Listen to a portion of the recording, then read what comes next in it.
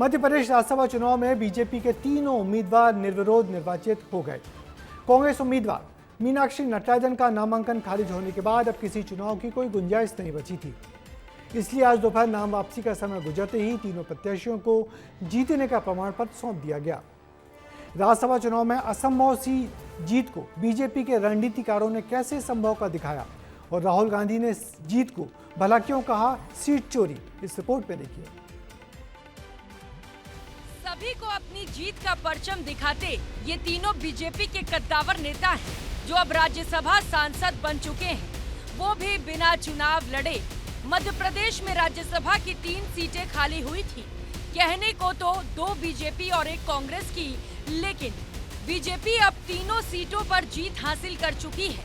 तरुण चुग, महेश केवट और रजनीश अग्रवाल मध्य प्रदेश से निर्वाचित हुए नए राज्यसभा सांसद हैं।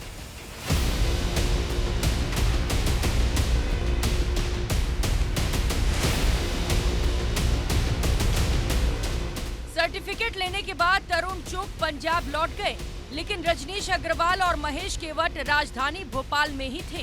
खुश थे और अपना सर्टिफिकेट अपने अपने घर ले जा रहे थे। महेश जी, सोचा था राज्यसभा जाएगी? राम राजा सरकार की जय। इतना बड़ा दिन आज आपके लिए। बधाई के लिए आपको बहुत बहुत धन्यवाद। सर, मिठाई खाई आपने यहाँ पर की नहीं खाई? प्रदेश अध्यक्ष जी ने बिल्कुल बिल्कुल बिल्कुल।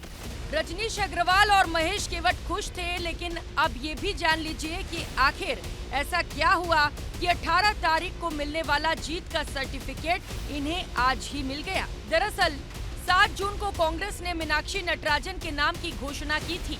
8 जून को शक्ति प्रदर्शन के साथ नामांकन हुआ और 9 तारीख को नामांकन रद्द भी हो गया। बीजेपी ने आरोप लगाया था कि मीनाक्षी ने अपने पर लगे आरोपों को छिपाया है। अब जब बीजेपी के तीनों नेताओं को सफलता मिली है, तो एक बार फिर दिग्विजय सिंह ने इसे चोरी करार दिया है। शुद्ध रूप से ये हमारी सीट चुराई हुई है इन्होंने। कांग्रेस भले ही बीजेपी पर आरोप लगा रही हो, लेकिन इस बात से कोई नहीं मुकर सकता कि बीजेपी ने आसानी से कांग्रेस की तीसरी सीट पर कब्जा कर लिया है। निर्विरोध बीजेपी के तीनों नेता राज्यसभा सांसद बन गए हैं। तो सवाल अब ये भी है कि क्या कांग्रेस का शीर्ष नेतृत्व इसे प्रदेश की कमी की तरह देखेगा?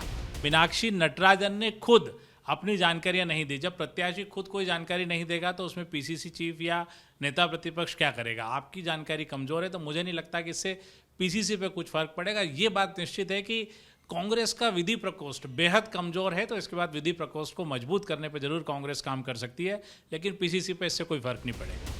मध्य प्रदेश की ये राज्यसभा चुनावी तस्वीर एक बार फिर राजनीतिक समीकरणों को साफ कर रही है, जहां बीजेपी ने तीनों सीटों पर निर्विरोध बढ़त हासिल कर अपनी ताकत का प्रदर्शन किया है। वहीं कांग्रेस के लिए ये घटनाक्रम संगठनात्मक रणनीति और नेतृत्व पर कई सवाल छोड़ गया है। मीनाक्षी नटराजन के नामांकन पर आपत्ति जताना ही बीजेपी के लिए गेम चेंजर साबित हुआ। अब तीनों सीट जीतने के बाद संसद के उच्च सदन में पार्टी की ताकत बढ़ेगी और इसका लाभ आने वाले समय में पार्टी को निश्चित ही मिलेगा।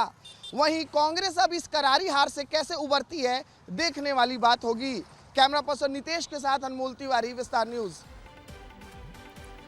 तो राज्यसभा के इन चुनाव में बीजेपी के हिस्से 2 सीटें आनी तो तय थी, मगर आखिरी मौके पर तीसरी सीट पर बीजेपी ने कांग्रेस से तीसरी सीट जीतने की सोची और तीसरा उम्मीदवार निवाड़ी जिले के केवट मल्लाह समाज के नेता महेश केवट को मैदान में उतार दिया। फिर जो हुआ वो अब इतिहास बन चुका है। मगर ये संयोग भी देखिए कि मध्य प्रदेश सरकार के सरकारी कैलेंडर में जून महीने में इस गुमनाम नेता का फोटो मुख्यमंत्री डॉक्टर मोहन यादव के साथ दिखाया गया है। अब महेश केवट राज्यसभा के माननीय सांसद बन चुके हैं।